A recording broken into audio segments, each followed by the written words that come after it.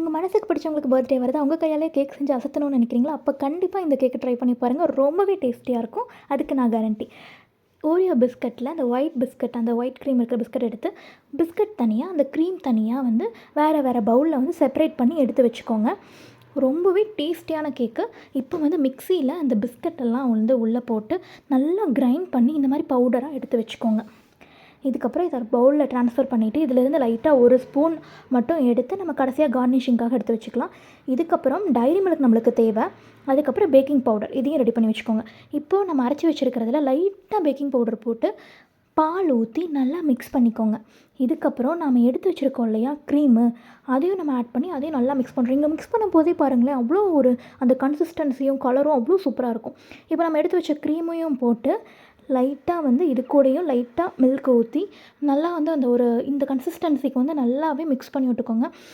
ரொம்பவே சூப்பராக இருக்கும். இப்போவே வந்து டேஸ்ட் வந்து உங்களுக்கு பிரமாதமாக தெரியும். இதுக்கப்புறம் ஒரு பவுலில் நல்லா எண்ணெயை ஃபுல்லாக நல்லா தடவி விட்டுட்டு நம்ம மிக்ஸ் பண்ணி வச்சுருக்கிற இதை வந்து நம்ம வந்து இதில் வந்து போட்டுக்கலாம்.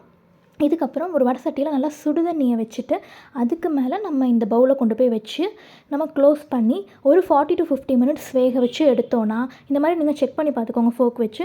ஸோ வந்து நல்ல ஒரு ஸ்பாஞ்சியான கேக் ரெடி.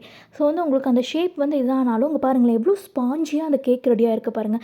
இதுக்கப்புறம் டைரி மில்க்கை மெல்ட் பண்ணி ஊற்றிருக்கேன். டைரி மில்க் எப்படி மெல்ட் பண்ணுறதுன்னு அடுத்த வீடியோவில் பார்க்கலாம். இதில் வந்து டைரி மில்க் மெல்ட் பண்ணி நல்லா கார்னிஷ் பண்ணி சேர்த்துருக்கேன்.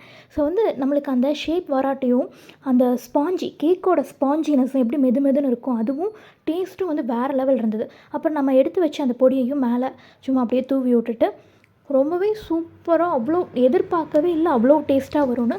நீங்கள் ஃபர்ஸ்ட் டைம் இந்த மாதிரி ஒரு கேக் கண்டிப்பாக ட்ரை பண்ணி பாருங்கள். டேஸ்ட்டில் அப்படியே மெல்ட் ஆயிடுவீங்க.